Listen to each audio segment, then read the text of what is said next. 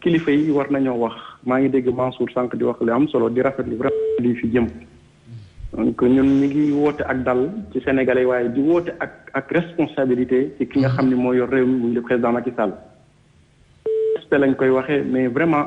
président bu nga xam ni moo yor aw askanam da leen a war a yërëm da leen war a dimbali te dafa war a di poser acte yoo xam ni moom mooy tax xam ni kii président. Alors s'agissant de la loi moi au regard du juriste que je suis sidéré par l'écriture. Je suis sidéré par l'écriture, je suis sidéré par la présentation. Il y a beaucoup de quoi sur le plan juridique. mu doon loo xam ni fourre-tout la tey par exemple boo jëlee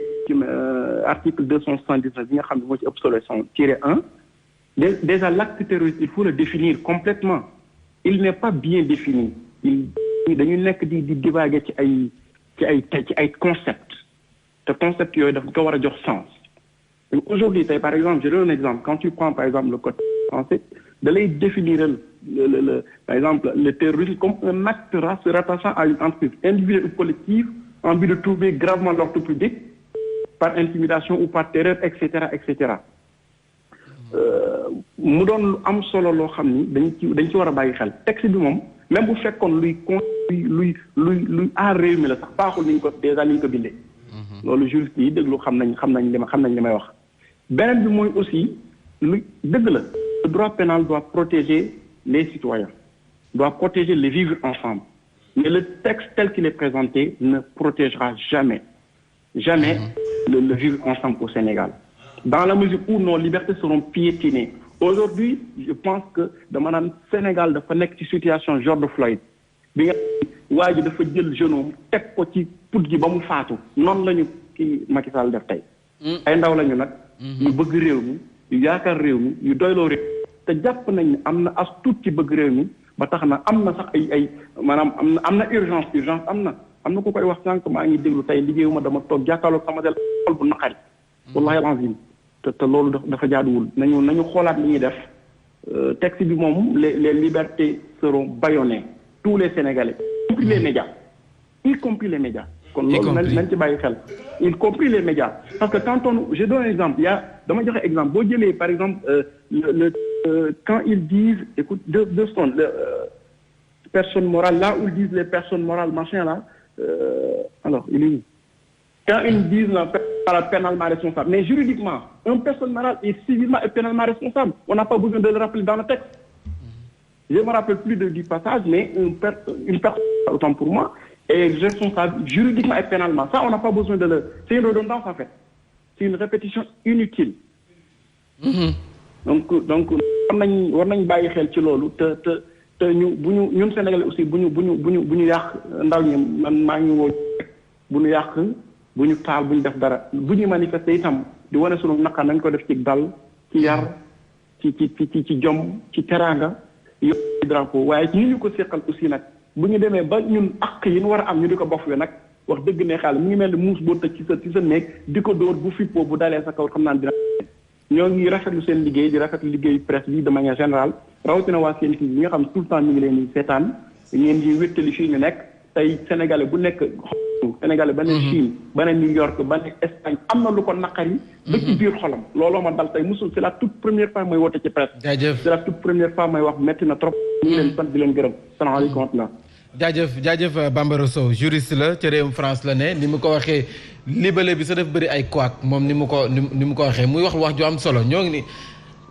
ni en direct gis nga lii sa assemblée nationale la gis ngeen ki nga xam ne moom l'honorable député Mame Diarra Fam Abdou Bara Dolly waaye yaakaar naa ki si digg bi Ousmane Sonko la ñoom ñoo nekk di waxtaan jamono ji ndax dañoo nekk pause mais waa ji génne nii tam mu nekk France wax na lu am solo El Hadj pertinent ku xam li muy wax génne ay njuumte yu bëri yu am te njuumte yi fi mu ci sukkandiku mooy li ñu doon tiit ci suba ba léegi muy kenn koo xam ni saa bu leen kanamam neexatul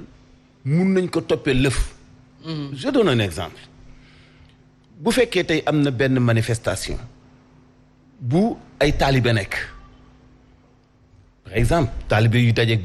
benn parti politique ñu jàppante ci mbedd mi du ma citer kenn mais xam nga lépp loo xalaat pour tudd ko amoon na fi. taalibe yu dajeeg parti politique taalibe yu dajeeg ay militants et cetera ay xeexoo am alors fan la ci personne morale bi responsabilité am di feeñ. ba ñu mën ko charger loolu. alors bu ñu nee tey Covid 19 am na Sénégal am ñu ni dañuy tëj jumaa ji am ñu ni duñ ko tëj ñu am ay jàppante ñu tëj jumaa ji. lan moo ci responsable personne morale bi di imam dafa bëgg ay questions yoo xam dañu ko war a leeral bi ñu des mooy bu ñu nekkee Fongolimbi wala suñu dëkk suñu maire bëgg a jaay suñu 10 hectares jox ko kenn te xamuñu nan la ko joxee ñu manifester way takk der yi ñëw dàq ñu jàpp ci ñun benn nombre ay terroristes lañ. xam nga dañu doon jooytu sax ndaw yi doon def ay manifestations ñu jàpp leen ñun dañu doon dénoncer toujours arrestation yi parce que jaru ko woon mais bu ñu demee nag ba xeeb nag léegi la ñu def nekkatul délit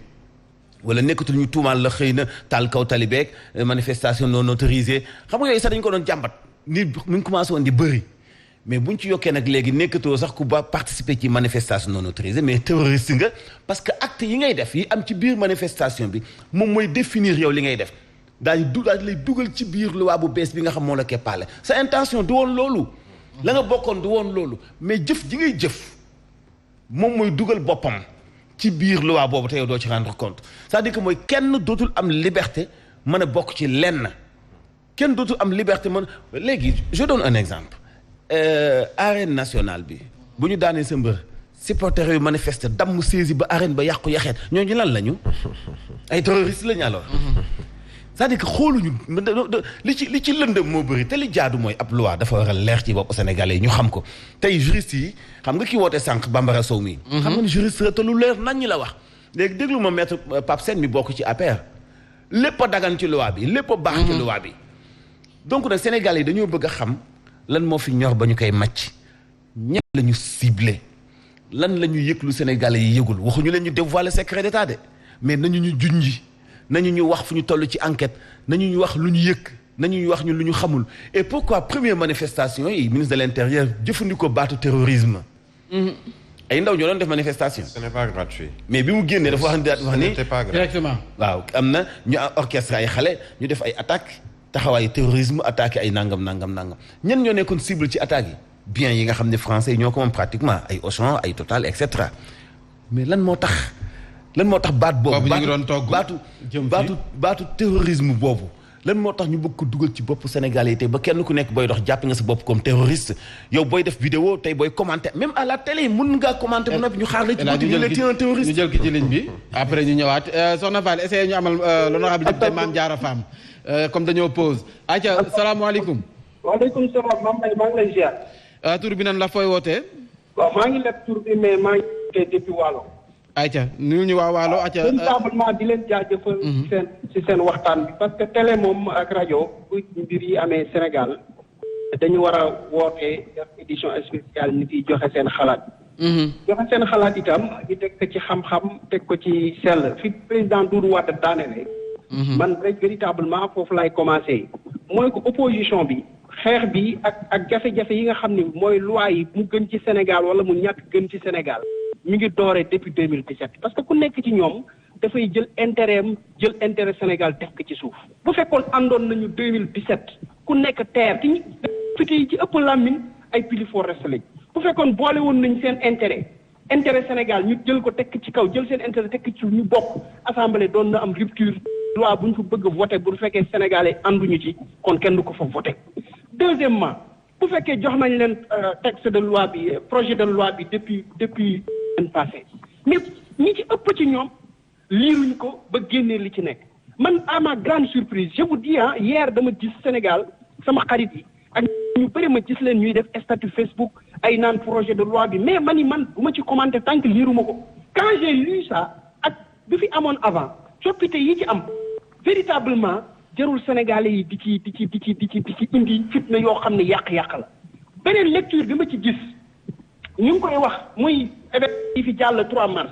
mais événement 3 mars yi total man dama bëgg Sénégal ñu jox entreprise may liggéeyee Sénégalais 100% ñoo ko moom man dama bëgg ñu dooleel Sénégalais entreprise 3 bi fi nekk mais ce sont les Sénégalais qui travaillent là-bas il y a pas de blanc à Auchan man damay dem Dakar dugg ci Auchan yi ay Sénégalais rek laa fay gis total bi moo nekk français mais benn Samba Ndiaye bu nekk fii moom moo dem jënd affaire bi jël ay Sénégalais recruter fa maanaam pompiste wala mu recruter leneen moi je pense que les députés ñoom ñoo war a nekk suñu premier bouclier ñu jël sa terre seen